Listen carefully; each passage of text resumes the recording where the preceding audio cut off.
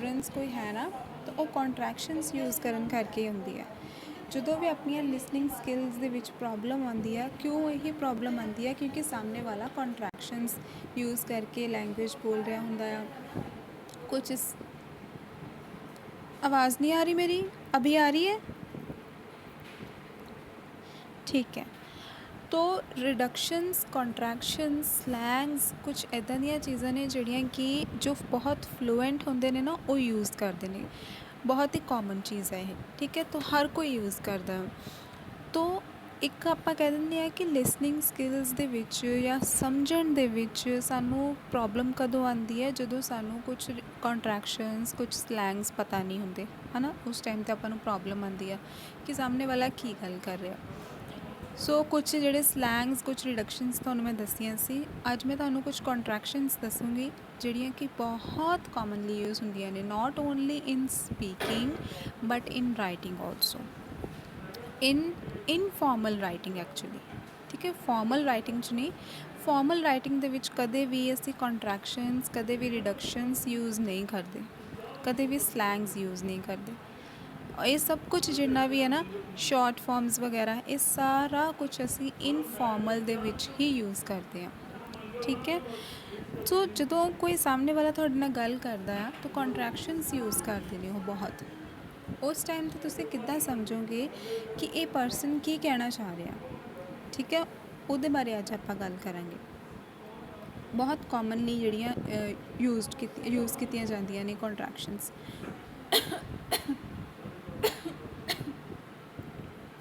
Sorry. ਸੋ ਉਹਦੇ ਬਾਰੇ ਅੱਜ ਆਪਾਂ ਪੜ੍ਹਾਂਗੇ, ਠੀਕ ਹੈ। ਸਭ ਤੋਂ ਪਹਿਲਾਂ ਤਾਂ ਮੈਂ ਤੁਹਾਡੇ ਨਾਲ ਸਕਰੀਨ ਸ਼ੇਅਰ ਕਰਕੇ ਤੁਹਾਨੂੰ ਕੰਟਰੈਕਸ਼ਨਸ ਜਿਹੜੀਆਂ ਯੂਜ਼ ਹੁੰਦੀਆਂ ਨੇ ਉਹ ਦਿਖਾਉਂਦੀ ਹਾਂ, ਠੀਕ ਹੈ। ਫਿਰ ਆਪਾਂ ਗੱਲ ਕਰਦੇ ਹਾਂ।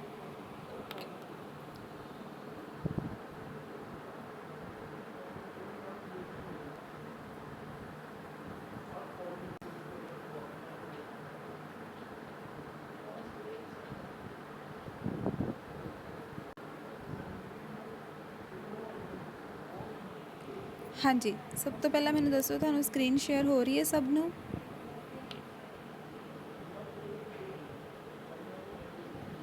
Okay. So first of all ਜੋ ਪਹਿਲੀ ਸਕਰੀਨ ਤੁਹਾਡੇ ਅੱਗੇ ਹੈ ਉਹਦੇ ਵਿੱਚ ਤੁਸੀਂ ਕਾਮਨ ਕੰਟਰੈਕਸ਼ਨਸ ਜਿਹੜੀਆਂ ਇੰਗਲਿਸ਼ ਦੇ ਵਿੱਚ ਯੂਜ਼ ਹੁੰਦੀਆਂ ਨੇ ਉਹ ਦੇਖੋ, ਜਿਹਦੇ ਵਿੱਚ ਸਭ ਤੋਂ ਪਹਿਲਾਂ ਹੈ ਆਰ ਨੋਟ, ਠੀਕ ਹੈ। ਇਹਨੂੰ ਆਪਾਂ ਆਂਟ ਵੀ ਬੋਲ ਦਿੰਦੇ ਹਾਂ, ਠੀਕ ਹੈ। ਆਰ ਜੋ ਹੈ ਨਾ, ਉਹਦਾ ਰ ਸਾਊਂਡ ਜੋ ਹੈ ਉਹ ਕਿਤੇ ਨਾ ਕਿਤੇ ਵਿੱਚ ਹੀ ਰਹਿ ਜਾਂਦਾ ਆ, ਤਾਂ ਉਹਨੂੰ ਆਪਾਂ ਬਹੁਤ ਘੱਟ ਬੋਲਦੇ ਹਾਂ। ਤਾਂ ਇਟ ਇਜ਼ ਪ੍ਰੋਨਾਊਂਸਡ ਐਜ਼ ਆਂਟ, ਠੀਕ ਹੈ। ਸੈਕਿੰਡ ਇਜ਼ ਆਈ ਐਮ, ਜਦੋਂ ਆਪਣੇ ਬਾਰੇ ਗੱਲ ਕਰ ਰਹੇ ਹੋਈਏ ਤਾਂ ਆਈ ਐਮ ਕੰਟਰੈਕਟ ਹੋ ਕੇ ਬਣ ਗਿਆ ਐਮ, ਠੀਕ ਹੈ। ਤੁਸੀਂ ਨੋਟ ਕਰਿਓ ਕੰਟਰੈਕਸ਼ਨਸ ਜਿਹੜੀਆਂ ਨੇ ਨਾ ਦੋ ਵਰਡਸ ਨੂੰ ਬਲੈਂਡ ਕਰਕੇ ਬਣਦੀਆਂ ਨੇ, ਦੋਨਾਂ ਨੂੰ ਮਿਕਸ ਕਰਕੇ, ਠੀਕ ਹੈ।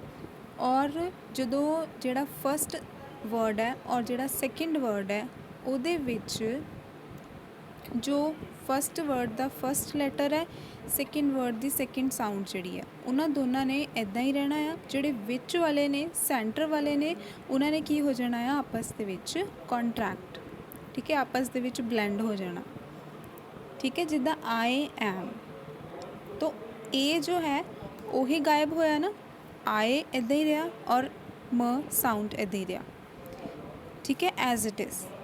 Next is that is.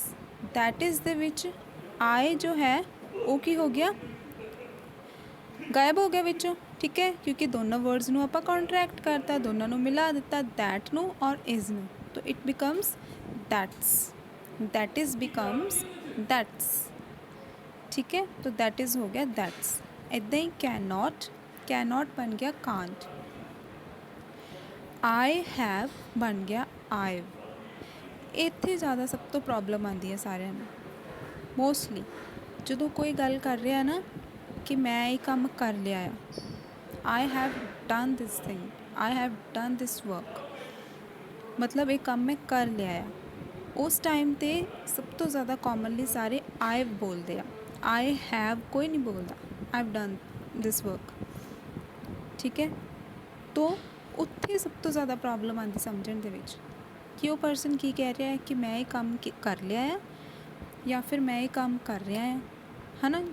ਉਹਨਾਂ ਨੂੰ ਪ੍ਰੋਬਲਮ ਉੱਥੇ ਉਦੋਂ ਆਉਂਦੀ ਹੈ ਜਦੋਂ ਆਪਾਂ ਨੂੰ ਪਤਾ ਨਹੀਂ ਹੁੰਦਾ ਕਿ ਇਹ ਕੰਟਰੈਕਸ਼ਨ ਯੂਜ਼ ਕੀਤੀ ਹੋਈ ਹੈ, ਠੀਕ ਹੈ। ਯਾਨੀ ਕਿ ਆਈ ਬੋਲ ਰਿਹਾ ਹੋ, ਮਤਲਬ ਉਹਨੇ ਕੰਮ ਕਰ ਲਿਆ ਆ, ਠੀਕ ਹੈ। ਨੈਕਸਟ ਇਜ਼ ਦੇਅਰ ਇਜ਼ ਬਣ ਗਿਆ ਦੇਅਰਸ। then did not बन गया didn't when we talk about past। is not बन गया isn't, ठीक है। we are बन गया were। ਜਦੋਂ ਆਪਾਂ ਪ੍ਰੋਨਾਊਂਸ ਕਰਦੇ ਹਾਂ ਨਾ ਉਦੋਂ ਬਹੁਤ ਡਿਫਰੈਂਟ ਹੋ ਜਾਂਦਾ ਹੈ। we are, ਠੀਕ ਹੈ। ਜਦੋਂ ਤੁਸੀਂ ਬੋਲੋਗੇ ਨਾ, ਬੋਲਣ 'ਚ ਬੜਾ ਔਕਵਰਡ ਲੱਗਦਾ ਆਈ ਨੋ, ਲੇਕਿਨ ਜਦੋਂ ਬੋਲੋਗੇ ਨਾ ਬਿਲਕੁਲ ਫਲੂਐਂਟਲੀ ਫਿਰ ਬਿਲਕੁਲ ਕਲੀਅਰ ਹੋ ਜਾਣਾ, ਠੀਕ ਹੈ। ਦੈਨ ਡੂ ਨਾਟ ਬਣ ਗਿਆ ਡੋਂਟ। Let us let's.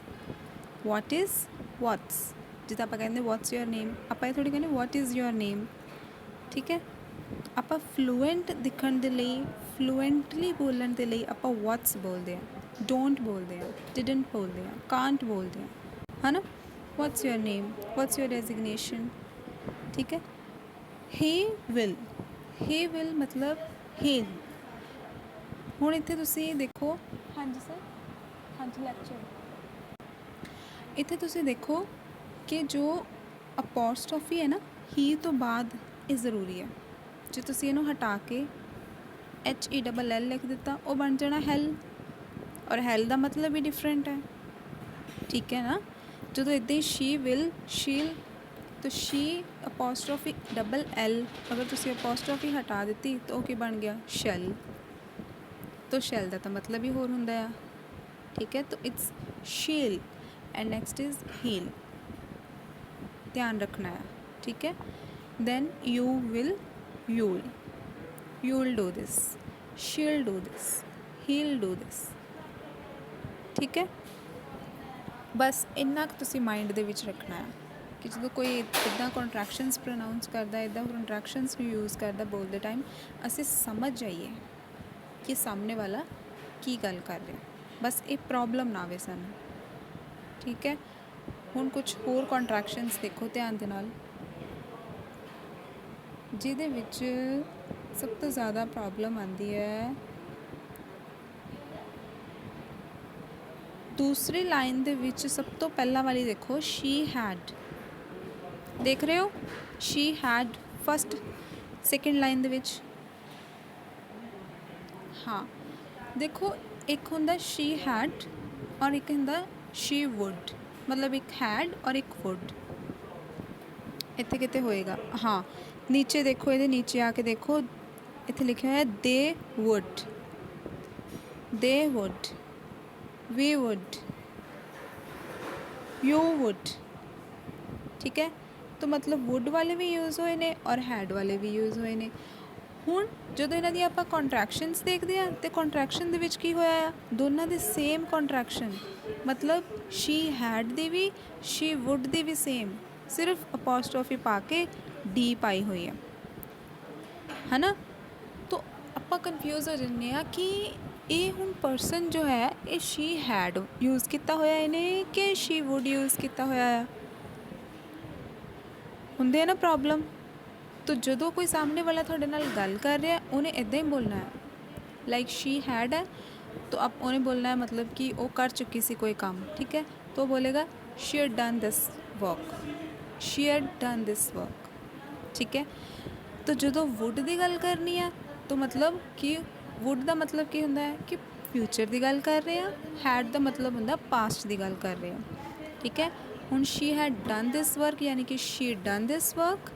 ਅਗਰ ਫਿਊਚਰ ਦੀ ਗੱਲ ਕਰੀਏ ਸ਼ੀ ਵੁੱਡ, ਤਾਂ ਉਹਦਾ ਆਏਗਾ she would do this work, ਯਾਨੀ ਕਿ ਸ਼ੀਡ ਡੂ ਦਿਸ ਵਰਕ, ਠੀਕ ਹੈ।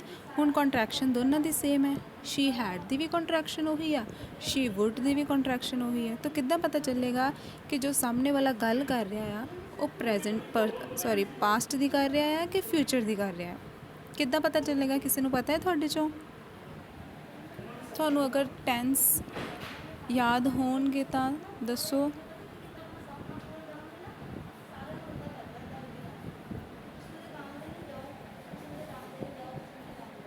अच्छा जी, चलो कोई गल नहीं। देखो, ਜਦੋਂ ਤੁਸੀਂ ਸਮਝਣਾ ਆ ਕਿ ਫਿਊਚਰ ਦੀ ਗੱਲ ਕਰ ਰਹੇ ਹਾਂ, ਯਾਨੀ ਕਿ ਵੁੱਡ ਯੂਜ਼ ਕੀਤਾ ਹੈ, ਤਾਂ ਉਸ ਤੋਂ ਬਾਅਦ ਵੁੱਡ ਤੋਂ ਬਾਅਦ ਹਮੇਸ਼ਾ ਫਸਟ ਫਾਰਮ ਆਏਗੀ, ਵਰਬ ਦੀ ਫਸਟ ਫਾਰਮ ਆਏਗੀ। ਮਤਲਬ ਮੈਂ ਐਗਜ਼ਾਮਪਲ ਦਿੰਦੀ ਹਾਂ, ਮੈਂ ਗੱਲ ਕਰ ਰਹੀ ਹਾਂ ਕਿ ਕਿਸੇ ਕੁੜੀ ਦੀ ਕਿ ਉਹਨੇ ਉਹ ਕੰਮ ਕਰੇਗੀ, ਠੀਕ ਹੈ।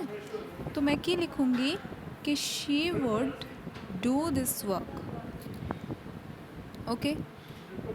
तो अगर मैं कॉन्ट्रैक्शन यूज़ की तो की आएगा शीड डू दिस वर्क, ठीक है। तो वुड तो बाद की आया डू।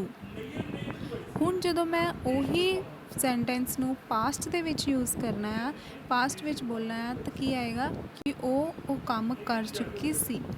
ਤਾਂ ਉਸ ਟਾਈਮ 'ਤੇ ਕੀ ਆਏਗਾ, Shri had done this work. Has, have, head, ਇਹਨਾਂ ਤਿੰਨਾਂ ਦੇ ਨਾਲ ਹਮੇਸ਼ਾ ਵਰਬ ਦੀ ਥਰਡ ਫਾਰਮ ਆਉਂਦੀ ਹੈ। ਤਾਂ ਹੈਡ ਤੋਂ ਬਾਅਦ ਮੈਂ ਕੀ ਯੂਜ਼ ਕੀਤਾ, ਡਨ। ਡੂ ਡਿਡ ਡਨ ਹੁੰਦਾ ਨਾ, ਤਾਂ Shri had done this work. ਜਦੋਂ ਵੀ ਕੋਈ ਤੁਹਾਡੇ ਨਾਲ ਕੰਟਰੈਕਸ਼ਨ ਯੂਜ਼ ਕਰ ਰਿਹਾ ਬੋਲਣ ਦੇ ਟਾਈਮ 'ਤੇ, ਅਗਰ ਤਾਂ ਉਹ ਹੈਜ਼, ਹੈਵ, ਹੈਡ ਤੋਂ ਬਾਅਦ ਥਰਡ ਫਾਰਮ ਯੂਜ਼ ਕਰ ਰਿਹਾ ਆ, ਦੈਟ ਮੀਨਸ ਕਿ ਉਹ ਪਰਸਨ ਅਗਰ ਹੈਜ਼, ਹੈਵ ਦੀ ਗੱਲ ਕਰ ਰਿਹਾ ਤਾਂ ਉਹ ਪ੍ਰੈਜੈਂਟ ਦੀ ਗੱਲ ਕਰ ਰਿਹਾ, ਠੀਕ ਹੈ। ਮਤਲਬ ਉਹ ਕੰਮ ਕਰ ਚੁੱਕਾ ਆ। ਅਗਰ ਹੈਡ ਯੂਜ਼ ਕੀਤਾ ਉਹਨੇ ਤਾਂ ਇਹਦਾ ਮਤਲਬ ਉਹ ਪਾਸਟ ਦੀ ਗੱਲ ਕਰ ਰਿਹਾ, ਠੀਕ ਹੈ। ਇੱਕ ਚੀਜ਼। ਦੂਸਰੀ, ਜਦੋਂ ਵੁੱਡ ਯੂਜ਼ ਕੀਤਾ ਉਹਨੇ, ਵੁੱਡ ਤੋਂ ਬਾਅਦ ਉਹਨੇ ਫਸਟ ਫਾਰਮ ਯੂਜ਼ ਕੀਤੀ ਤਾਂ ਇਹਦਾ ਮਤਲਬ ਉਹ ਫਿਊਚਰ ਦੀ ਗੱਲ ਕਰ ਰਿਹਾ। ਸਮਝ ਗਏ ਤੁਸੀਂ? ਸਾਰਿਆਂ ਨੂੰ ਕਲੀਅਰ ਹੈ? ਕਿਸੇ ਨੂੰ ਕੋਈ doubt?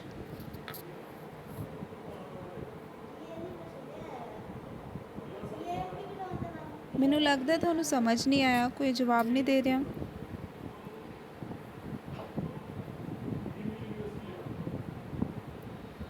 Am I audible to everyone? हाँ जी, तो दोस्तों समझ आया?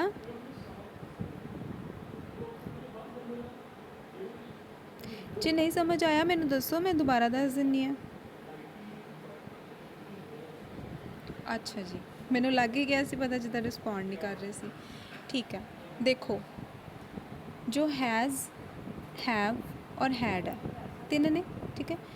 हैज़, हैव जो ने ना वो प्रेजेंट की गल करते हैं, ठीक है। मतलब कि आप कोई काम कर लिया है, मान लो मैं लंच कर लिया है, ठीक है, या फिर मैं कोई फाइल बनानी सी या मैं कोई असाइनमेंट बनानी सी, तो मैं कहूँगी कि I have completed my assignment, ठीक है। हैज़, हैव तो बाद मैं थर्ड फॉर्म लगाई, I have completed my assignment, ठीक है जी। तो हैज़, हैव तो बाद थर्ड फॉर्म लगी। इदा ही हैड है, हैड तो बाद भी थर्ड फॉर्म ही लगनी है, ठीक है। क्योंकि हैज़, हैव जोड़े ने वो प्रेजेंट की गल करते हैं, लेकिन जो हैड है वो पास्ट की गल करता है। लेकिन हैगे तीनों इक्को जिहे ने, तिन्हां दे नाल ही थर्ड फॉर्म ही लगनी है। हुण मैं गल करा, तुसीं मान लो मैनू पुछो एज अ टीचर, या फिर मैं एज अ टीचर तुहानूं पुछां कि तुसीं अपनी असाइनमेंट जदों तुसीं वो काम कर रहे सी, उस टाइम ते तुसीं अपनी असाइनमेंट कंप्लीट कर चुके सी, ठीक है, कर चुके सी। तो तुसीं कहना है yes ma'am, I had completed my assignment, मैं अपनी असाइनमेंट कंप्लीट कर चुका सी, ठीक है। तो हैड दे नाल लगी किहड़ी फॉर्म लगी, थर्ड फॉर्म, ठीक है। इदां ही हैज़, हैव दे नाल भी। हुण गल करिए वुड दी। जदों वुड की गल करनी है उदों आपां फ्यूचर की गल करनी है, ठीक है। मैं तुहानूं पुछां कि तुसीं अपनी असाइनमेंट इन्नी तरीक तक मैनूं सबमिट करवा दोगे, ठीक है। तो तुसीं की कहोगे, yes ma'am, I would complete my assignment, या फिर I would submit my assignment by tomorrow. तो हुण फर्क की आया, जदों आपां वुड यूज़ किया उदों आपां फस्ट फॉर्म उस तो बाद यूज़ की, यानी कि आई वुड कंप्लीट। जदों हैड यूज़ किया तो third form, she, I had done, या फिर आई हैड कंप्लीटेड। बस इन्ना की फ़र्क है। तो प्रॉब्लम की है, प्रॉब्लम सिर्फ इन्नी है कि इन्हां दी कॉन्ट्रैक्शन सेम है, वैसे दोनों डिफरेंट है, ਕੰਟਰੈਕਸ਼ਨ ਜਦੋਂ ਆਪਾਂ ਕਰਦੇ ਹਾਂ ਤਾਂ ਦੋਨਾਂ ਦੀ ਸੇਮ ਕਰ ਦਿੰਦੇ ਹਾਂ।